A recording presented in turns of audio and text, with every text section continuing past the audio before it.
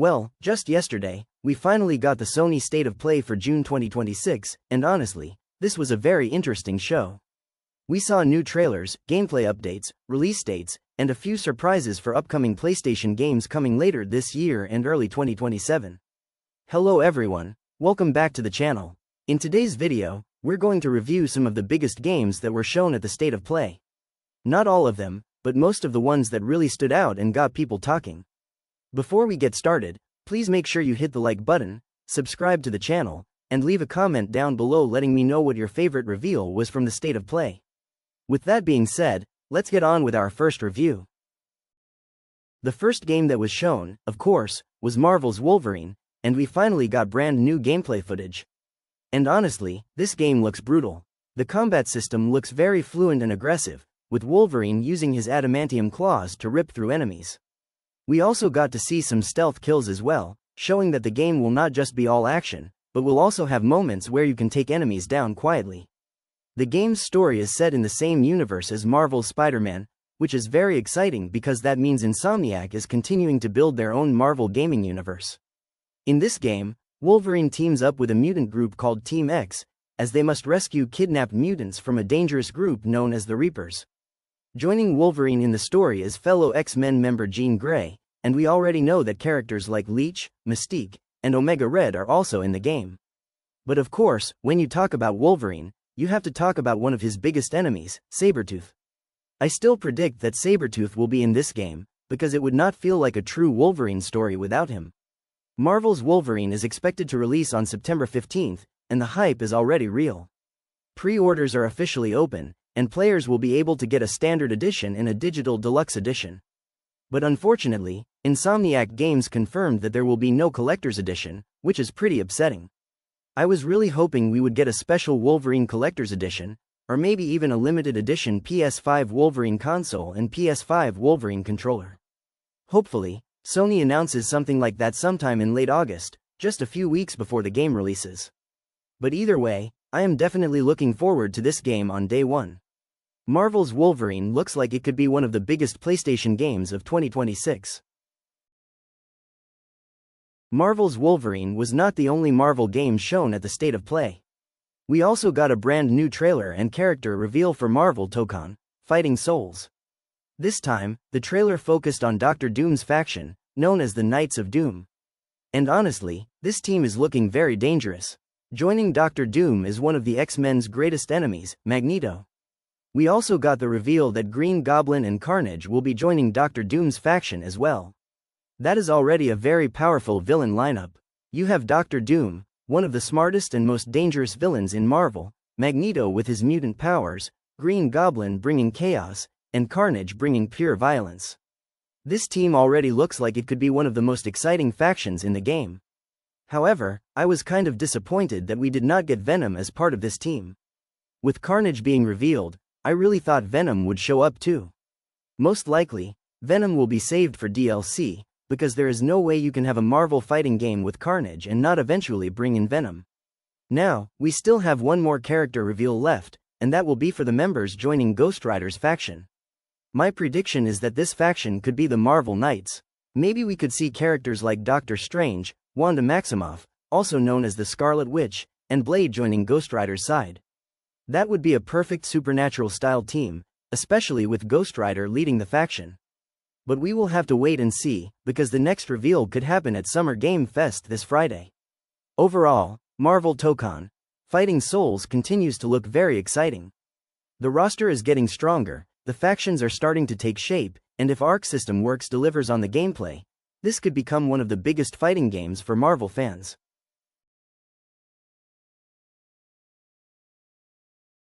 Another surprise reveal was Rayman Legends Retold. After more than 13 years, Rayman is finally returning, with the game launching on October 1st. This is a remake of the 2013 classic Rayman Legends, featuring a more modern 3D style compared to the original 2D platformer. This is exciting news for fans who have been waiting years for Ubisoft to bring the franchise back. Rayman was once one of Ubisoft's most popular series, known for its colorful visuals, creative levels, and fun gameplay. Personally, I think a lot of fans will be happy to see Rayman return, and hopefully this remake leads to a brand new Rayman game in the future. Next, we have a brand new title called KEMURI. This game is a yokai possession action game set in a chaotic world known as KEMURI City, where life and death coexist. Players will explore a strange and paranormal city filled with spirits, danger, and mystery. In the game, you will be able to travel through a large vertical city, moving across rooftops, back alleys, and hidden ruins. You can play the game alone, or you can team up online with up to 2 other players in co-op. One of the most interesting things about KEMURI is the team behind it. The game is being created by Ikumi Nakamura, who previously worked on games like The Evil Within and Ghostwire Tokyo. So right away, you can tell this game has a very unique style and a lot of personality. Visually, KEMURI looks very colorful, stylish, and different from a lot of other action games. It has a fun, energetic feel, almost like a mix of supernatural action, Japanese folklore, and a modern pop culture vibe. It definitely looks like one of those games that could stand out if the gameplay delivers. The game will probably come out sometime in 2027, and while we still need to see more, KEMURI already looks like a very fun and creative new title. This could be one of the surprise games. This isn't about glory or money or making the world a better place. Tomb Raider Legacy, a remake of the original 1996 Tomb Raider.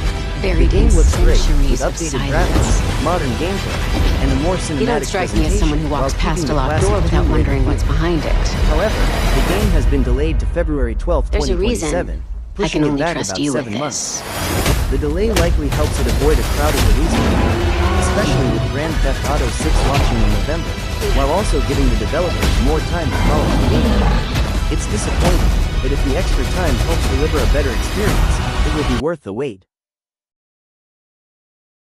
We also got another new look at Silent Hill Townfall, which is expected to release on September 24th, making it another big horror title to watch later this year. Well, we released Silent Hill 2 Remake and Silent Hill F, and it's a good thing. Another brand new IP shown is Ill, a first-person action survival horror game that could definitely give Resident Evil some competition. This game looks intense, disturbing, and very scary, especially because it is played in first person. That makes the horror feel even more personal because every monster, every sound, and every dark hallway feels like it is right in front of you. The game looks like it will challenge even the most seasoned survival horror fans, and if the final game delivers on its atmosphere, combat, and creature design, this could become one of the surprise horror hits of 2027. This is definitely a title I will be checking out when it releases. Next, we got the 5th trailer for Onimusha, Way of the Sword. For those who do not remember the Onimusha series, this was a game I played back in 2001 on the PlayStation 2.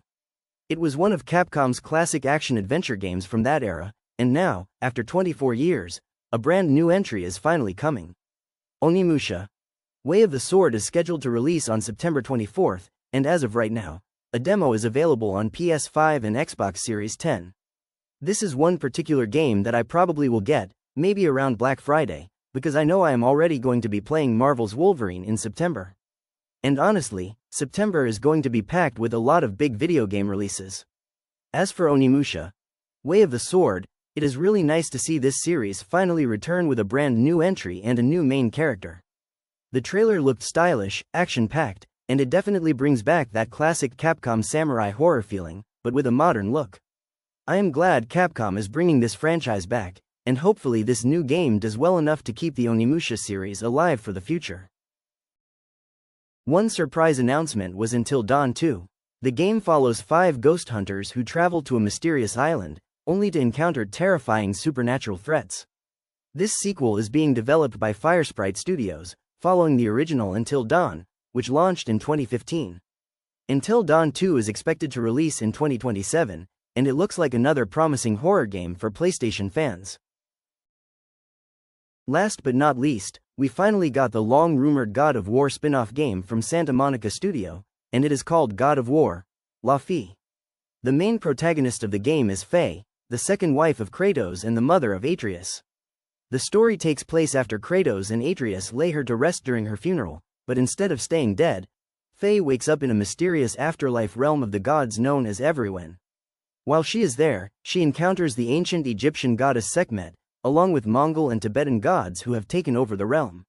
Now, Faye must fight her way through this afterlife world while also trying to protect Kratos and Atreus from beyond the grave.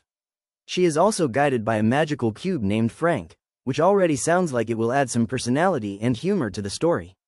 As for the game itself, I think it looks fantastic.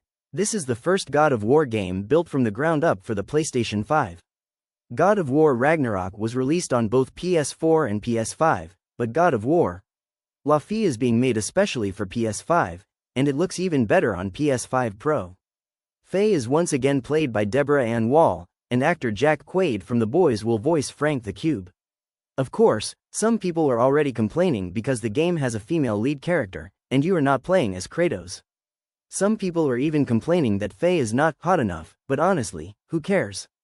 What matters is the story, the gameplay, and whether this feels like a true God of War experience. This is one game that I am definitely looking forward to in 2027, and to me, this feels like the next major entry for the God of War franchise. Cory Barlog has said before that Kratos' journey will continue, but honestly, I think Kratos deserves a break. He has been the main character of God of War for over 21 years, and it is okay to let another character take the spotlight for a while. And secondly, I do not think everyone wants a full game where Atreus is just shooting arrows the whole time. Faye gives Santa Monica Studio a chance to do something fresh while still keeping the heart of God of War alive. No matter who the main character is, if the game has great combat, strong storytelling, emotional moments, and that epic God of War feeling, then fans are going to show up. Final thoughts. As for this state of play overall, I thought it was a pretty good show. There were a lot of ups, and maybe a few downs, but overall, I would give this state of play an 8 out of 10. We got a strong look at the PlayStation lineup coming in the second half of 2026 and early 2027, including Marvel's Wolverine, Onimusha, Way of the Sword, Rayman Legends Retold, Tomb Raider Legacy, Until Dawn 2, and of course, God of War, Laufey. One game that was missing was Intergalactic, The Heretic Prophet, but most likely, that game will show up at the next State of Play in September. But anyway, that is it for now. What did you think about the June 2026 State of Play? What was your favorite reveal, and what game are you looking forward to the most? Let me know down in the comments down below. If you enjoyed this video, please hit the like button and make sure you subscribe to the channel. As always, thanks for watching, and I will see you soon. You don't know what you will. What is it?